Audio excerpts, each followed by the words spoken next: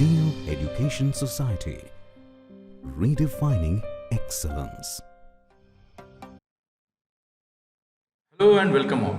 I am Mr. G.S. Ranavkar, Assistant Professor in the Department of Civil Engineering of Zeal College of Engineering and Research, Pune. In this video, we are going to learn about building bylaws. In my earlier video, we had studied the different types of building, different components of building like substructure, superstructure, plinth, etc. And we have also studied the definition of building. So as per National Building Code 1980, this code has been defined the building as it is a structure which is having different components made by different materials or any materials having the superstructure, substructure, plinth, walls, roofs, floors, etc. And it must have certain building services like safety, electrification, plumbing, etc. So that is a brief definition of building set by Bureau of Indian Standards and in form of National Building Code 1980.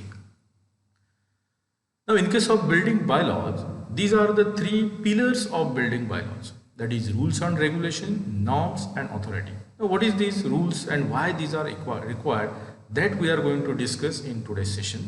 Which are different norms to be followed and which are those authority which is going to or which is responsible to implement these norms, that also we are going to study in this particular video.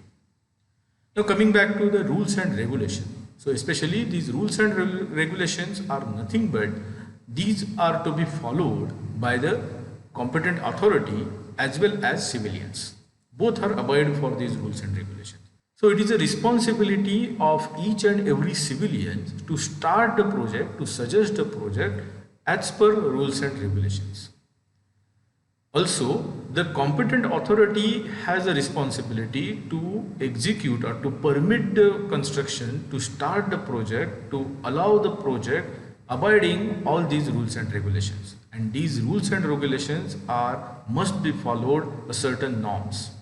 These norms are with reference to conserve our environment, to provide the maximum safety to the occupants, so as to get them a comfortable lifestyle. Now why these building bylaws are essential? So whenever starting any project, we must think about the location, then construction practices, then labor availability, motive of owner and material. How these components affects the building bylaws. Now come back to the first part, that is location. Now when you start any project, your location matters a lot. Any building, your location of building matters a lot. What is the purpose of building? How you are going to utilize it? Which will be the occupants? All these parameters are getting affected by this location only. Take an example of a location of structure which is having a prime location, which is very connected with main roads, internal city roads. Definitely the owner motive will be to use it as a commercial practices or as a commercial buildings only.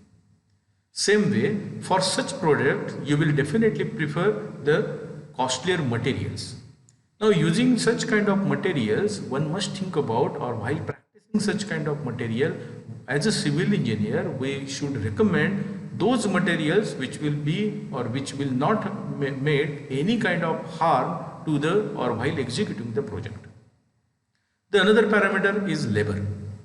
How you are going to utilize your labor, whether there is any disturbance at the time of execution of your project, that also care you have to take. For example, while excavation part, there should not be any kind of harm to the adjoining properties or elder properties. So these kind of precautions one must take. These also consist or this also covers the construction practices component too.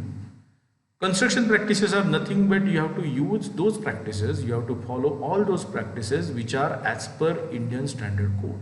For example, when you are going to start an excavation, when you are going to start concreting practices, when you are going to start painting, whenever you are going to start any new activity, whatever material you are going to store, that must be stored in in such a vicinity so that it should not create any harm, any disturbance to the occupants or civilians residing nearby.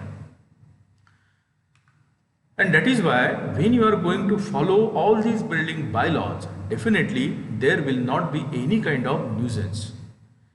So what happens if these building bylaws are not followed seriously?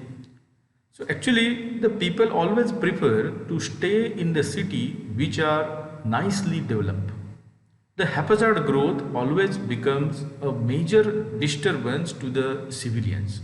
Traffic congestion, interrupted water supply, leakage or choking up of drainage line, electricity supply, interrupted electricity supply, all these are the few examples of haphazard or are the indicators of haphazard growth of cities. We always observe the internal roads getting encroached by local civilians, maybe their shops, maybe their extra parking spaces, etc. Sometimes we also observe the compound walls also extended beyond their allowed area. So these kind of practices must be restricted by these building bylaws. Thus, the responsibility is not only that of regulatory authorities but civilians too. As a civilians, we also must behave very responsibly so that there will be no any encroachment, there will be no any haphazard growth, there will be no any illegal construction in our city. And after all these things also, if you are going to continue your construction illegally or encroachment over the another properties or government properties, definitely they will provide you, they will fine you heavily. They maybe act like a demolition of structures, encroachment removal by act. So all these penalty, all these fines, all these activity can be followed by a governing authority or local governing authority. So it is always recommended that always follow these building bylaws. Now what is the meaning of these building bylaws? The bylaws are these are the restrictions which are laid by governing authorities, which may be municipal authorities, Gram Panchayat, Nagar Parishad, etc. And why these are laid? To clear open spaces to be left around the building. Now what will be the role of these open spaces around the building? These open spaces are required for safety of occupants, to get a good ventilation, and it will be the indirectly show the systematic growth of your area or your township. Now coming to the first point, that is safety. Take an example of a sudden fire catch attack. Now in such circumstances, it is necessary that at least fire brigade vehicles, fire brigade van must reach at your place. This is the one of the example. Another example is ambulance. At least the road width must be maintained for every township, for every lane. The lane width, road width, internal road width must be maintained in such a manner that these emergency services must reach without any disturbance or with immediately up to the point. The another part is ventilation. Regarding ventilation, though your building may be very good ventilated, but it has been, there will be the encroachment by shops. Then there could be in the cities we normally observe the large board, large hoardings. All these are the major problems regarding the ventilation. So there must be a strict provision, strict rules and regulations to be followed by both authorities as well as civilians, that these ventilation should not be disturbed, and if it is getting disturbed, there must be a strict action to be taken against such agencies. And the third important part, that is systematic growth.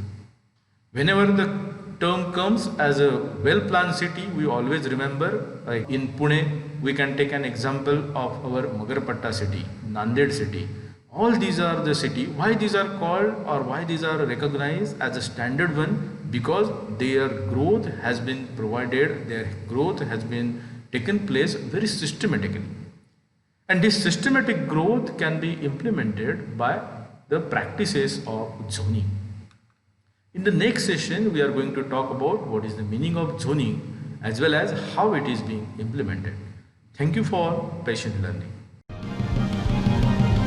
Zeal Education Society, redefining excellence.